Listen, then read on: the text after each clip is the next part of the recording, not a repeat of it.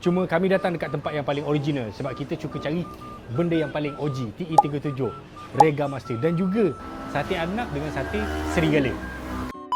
Bila kami buat video kedai-kedai makan dekat Kuantan ni kan, yang view dia cecah 15, 80 juta semua, orang komen dekat bawah, jangan datang Kuantan, Kuantan tak best apa. Bila kami check balik, yang komen tu dia memang orang Pahang.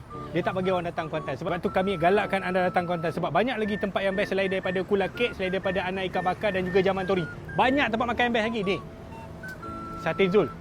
Saya orang Kuantan, saya tahulah. Ini sate paling lama dalam Pahang atau mungkin paling lama dalam Malaysia. Kedai ni memang dah lama, saya boleh garanti. Saya makan daripada kecil, daripada harga sate dia 2 sen. Tapi Sate Zul ni dia dah ada macam Mitsubishi Evolution. Dia ada evolusi Lancer Evo 1, 2, 3 sampai Lancer Evo 18. Jadi boleh tengok dulu cuma ada yang ni sate ayam dengan sate daging. Sekarang dia dah ada sate perut, yang ni sate kambing, yang ni sate hati. Yang ini cuba teka apa dia? Cuba teka. Sate itik. Yang ini sate daging batang pinang. Yang dia tak ada hari ni sate anak dengan sate serigala.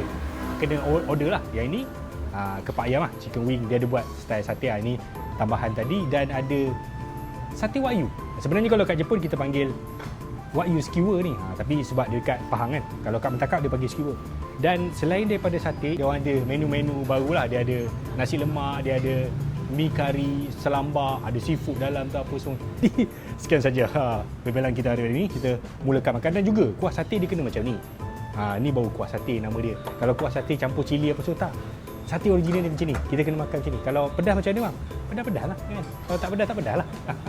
Bismillahirrahmanirrahim.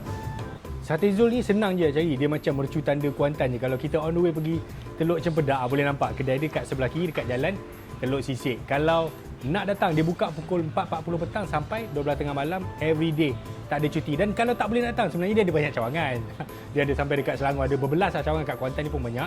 Cuma kami datang dekat tempat yang paling original sebab kita suka cari benda yang paling OG, TE37, Rega Master. Dan juga saya kagum rasa dia sama, konsisten. Macam mana saya makan dengan ayah saya 30 tahun dulu, rasa dia sama macam ni lah. Semalam saya makan sama, minggu depan saya makan pun macam ni lah rasa dia. Yang ni memang taste orang Pahang, original. My Home Sings.